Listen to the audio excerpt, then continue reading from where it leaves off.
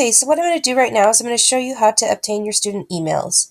So what you can do is either click on your waffle here and go to Drive, or you can click on your waffle down here and go to Drive. So depending upon your preference, you're going to go ahead and click on your Drive, and this will take you to where all your documents are going to be stored and filed.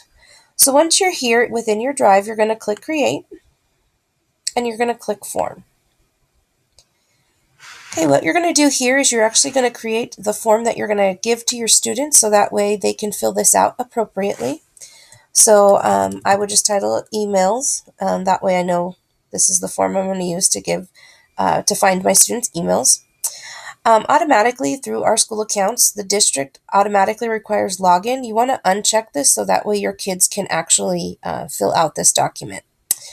What you're going to do, I would make just a little form for your kids to fill out. So they're going to fill in their first name. You want this as a text question. You want this question required. Then I'm going to click here where you see this double page. It means duplicate your question. And then I'm going to change this to last name. And you want to do first and last name separate just because the format sometimes gets off. And it's just a faster way to organize your spreadsheet once you have all your students' information inside. Okay, next you're going to click Add Item, and you want to actually ask for their class period. Again, another way of organization. So you could put 1, 2, 3, 4, 5, and 6, depending upon whichever class periods you teach, and you want to require this question, so that way the kids have to fill it out. The next thing you're going to do is you are going to ask them for their, what we call a primary email address. And what that is their ID number at husdstudent.com. And we want to make this a text question so they can actually type in their email address, and we want to require this question. The next question we want to ask them is their secondary email address. Now, I'll explain the difference. The primary email address is what they're going to use to sign into their Google account. Their secondary email address is going to be the email address if you're sending mass emails out to other students or students are communicating to other students. It's going to be their first name.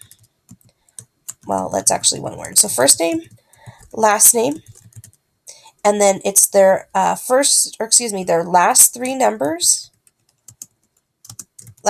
numbers. So again, there's no separation. It's all together. And then this would be at husdstudent.com. So for example, mine would be jennifer.calderon. And then if I had an ID number, maybe it's 456, and then at husdstudent.com.